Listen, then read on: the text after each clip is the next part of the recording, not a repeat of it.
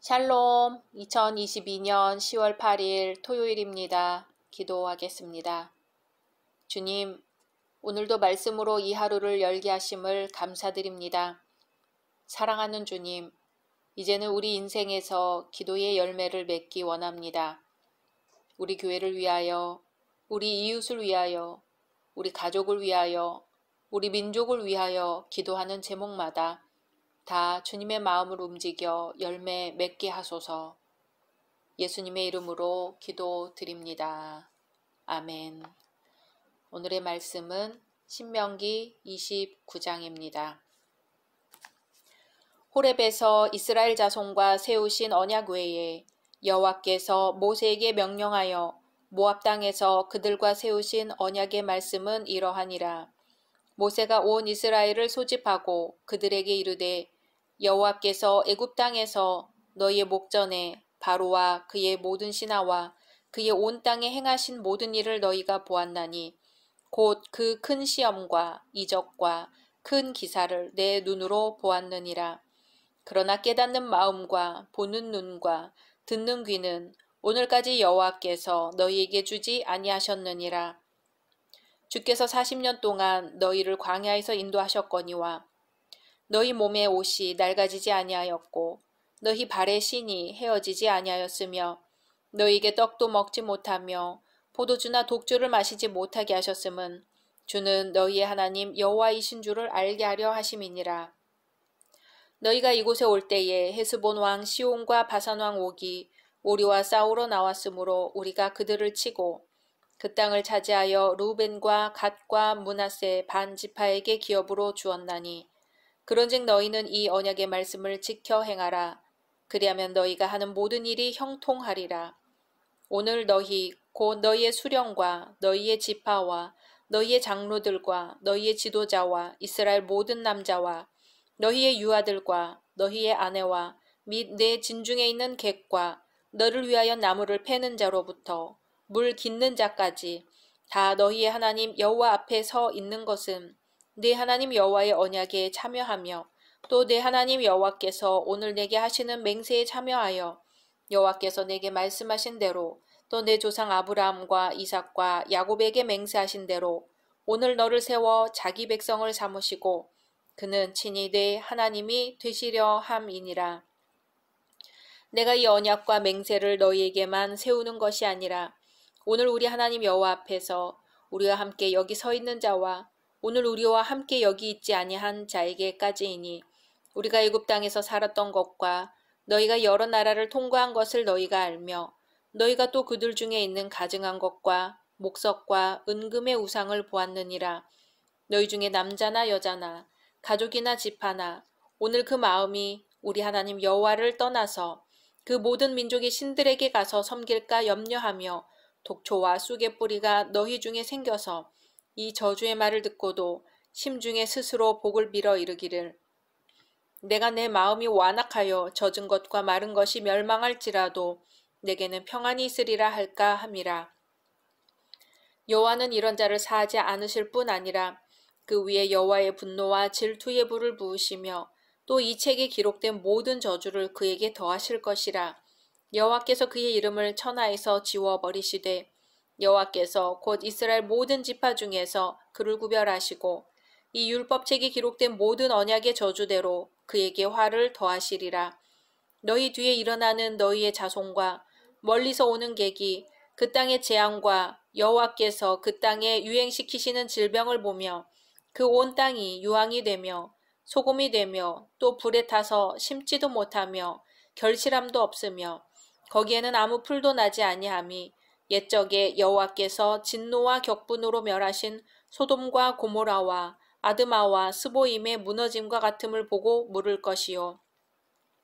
여러 나라 사람들도 묻기를 여호와께서 어찌하여 이 땅에 이같이 행하셨느냐 이같이 크고 맹렬하게 노하심은 무슨 뜻이냐 하면 그때 사람들이 대답하기를 그 무리가 자기 조상의 하나님 여호와께서 그들의 조상을 애굽에서 인도하여 내실 때에 더불어 세우신 언약을 버리고 가서 자기들이 알지도 못하고 여호와께서 그들에게 주시지도 아니한 다른 신들을 따라가서 그들을 섬기고 절한 까닭이라.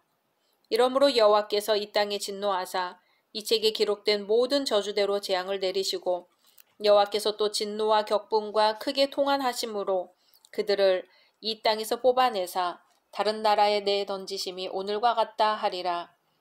감추어진 일은 우리 하나님 여호와께 속하였거니와 나타난 일은 영원히 우리와 우리 자손에게 속하였나니 이는 우리에게 이 율법의 모든 말씀을 행하게 하심이니라. 아멘. 앞장에서 모세는 하나님의 말씀 순종 여부에 따른 복과 저주를 아주 구체적이고도 장엄하게 설교했습니다. 이제 오늘 신명기 29장에서는 1장부터 지금껏 행해온 모든 설교를 서서히 마무리 지으면서 곧 가나안에 입성할 이스라엘의 세 세대들과 모압 평지 언약을 맺고 있습니다. 여기서 모압 평지 언약이란 일찍이 호렙산에서 하나님이 이스라엘과 맺으셨던 언약과 서로 다른 별개의 것이 아닙니다.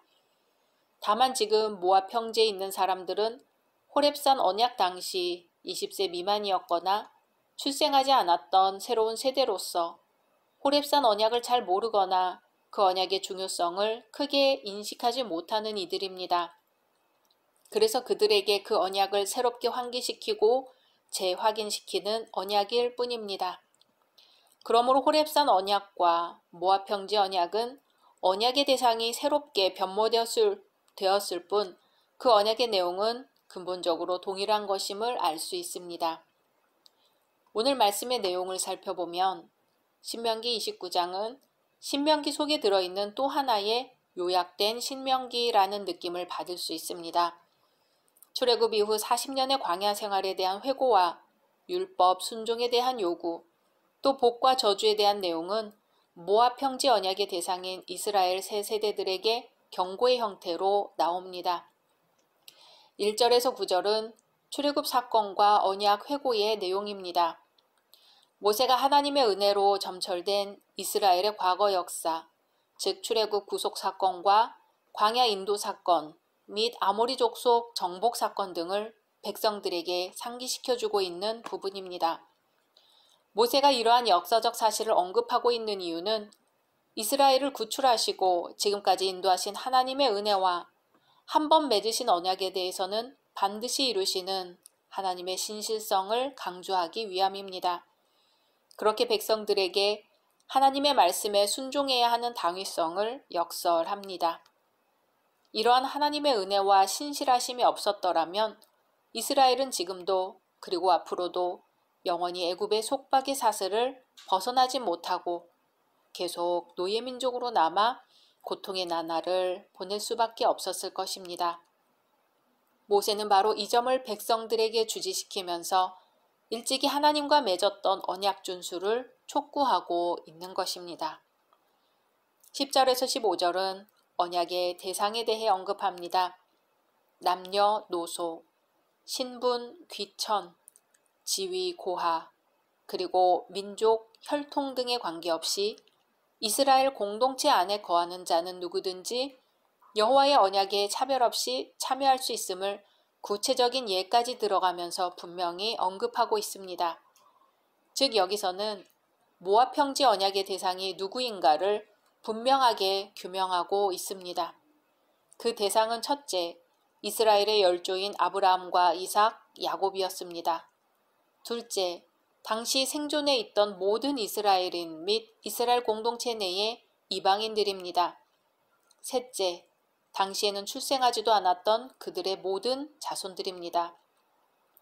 이처럼 여호와의 언약에 누구나 동등한 자격으로 차별 없이 동참할 수 있다는 모세의 선언은 신분이나 계급, 혈통 등을 신성시 여기다시피 한 고대 사회에서는 가히 획기적인 일이었습니다. 그러한 의미에서 모압 평지 언약은 예수 그리스도 안에서 믿음으로 구원받는 일에는 세상 모든 사람이 결코 차별받을 수 없다는 새 언약의 원리를 예표한다고 볼 수 있습니다. 16절에서 29절은 불순종자에 대한 경고입니다. 하나님의 언약을 저버리고 말씀에 불순종하는 자들에 대해서는 그들의 어리석은 자기 위안에도 불구하고 하나님께서 이미 예고하신 대로 반드시 심판하실 것임을 강조하고 있는 부분입니다. 이스라엘 백성들에게 죄로 인하여 마음이 강팍해지지 말 것을 촉구하고 이러한 권면에도 불구하고 마음을 강팍히 하는 자들에게 임할 여호와 하나님의 진노를 경고하고 있는 부분입니다. 이것은 오늘날 자신의 삶이 하나님의 오래 참으시는 사랑으로 인해 계속되는 줄도 모르고 마치 심판이 없는 양 하나님을 업신여기고 제멋대로 사는 모든 불경건한 자들에게 경종을 울려주고 있는 말씀입니다. 오늘날 우리의 모습을 돌아보면 우리는 마음속 깊이 하나님의 은혜를 기억하고 감사하기보다는 자신에게 주어진 환경을 늘 불평하고 자신의 처지를 남보다 더 불행하다고 생각할 때가 더 많습니다. 나를 왜 이런 어려움 가운데 빠지게 하시는가? 왜 병을 얻게 하시는가? 왜 늘 이렇게 경제적으로 어려운가? 내 능력은 겨우 이 정도밖에 안 되는가? 그 불평은 셀 수 없을 만큼 많습니다. 불평이 많으면 많을수록 하나님께 감사하는 마음은 적어지고 점점 불순종하게 됩니다. 그러면 우리는 왜 이렇게 불평만 하고 하나님의 말씀을 믿고 순종하지 못할까요? 그것은 우리에게 이미 베풀어 주신 하나님의 은혜를 마음속에 깊이 간직하지 못하고 있기 때문이 아닐까요? 만약 내가 물에 빠져 허우적거릴 때 누군가 나를 구해준다면 나는 평생 동안 그 사람의 은혜를 잊지 못할 것입니다. 그리고 이렇게 살 수 있도록 지탱시키는 그 기억의 힘은 자신이 받은 은혜가 얼마나 큰 것인가를 깨닫고 계속 간직하는 데서 나옵니다. 우리는 예수 그리스도의 십자가 보혈로 죄에서 구원을 얻었고 하나님을 향해 감히 아버지라 부를 수 있게 되었습니다. 이 사실을 친히 성령께서 영으로 더불어 증거하고 계십니다. 오늘 주님과 동행하며 우리가 무엇을 기억하고 살아야 하는지 돌아봐야겠습니다. 각자 말씀 묵상하신 후 주기도문으로 마치겠습니다.